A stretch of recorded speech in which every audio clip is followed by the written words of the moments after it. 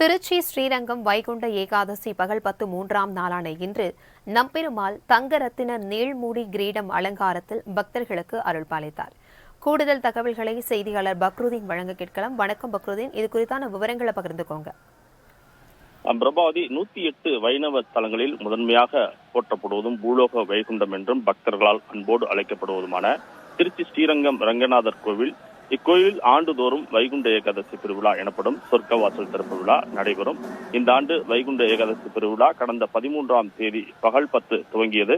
ஸ்ரீரங்கம் அரங்கநாதர் சுவாமி திருக்கோவில் வைகுண்ட ஏகாதசி பகல் 10 உற்சவத்தின் 3ஆம் திருநாளான இன்று நம்பெருமாள் காட்சியளித்தார். குறிப்பாக தென்னியோங்கு பாசுத்திர ஏற்ப தங்க ரத்தின நீள்முடி, ரத்தின நீள்முடி கிரீடம், ரத்தின காது,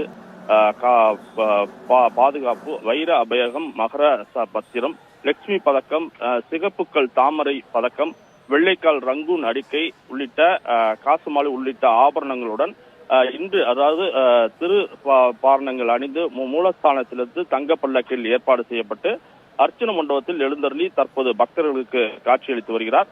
ஆயிரக்கணக்கான பக்தர்கள் நீண்ட வரிசையில் நின்று ரங்கா ரங்கா என தற்போது பரவசத்துடன் தரிசனம் செய்து வரும் காட்சியை தான் பார்க்கிறோம். விழாவின் முக்கிய நாளான சொர்க்கவாசல் திறப்பு வருகின்ற 23ஆம் தேதி 4 மணிக்கு நடைபெற உள்ளது.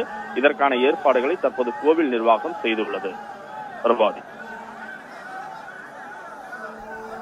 தகவல்களுக்கு நன்றி பக்ருதீன்.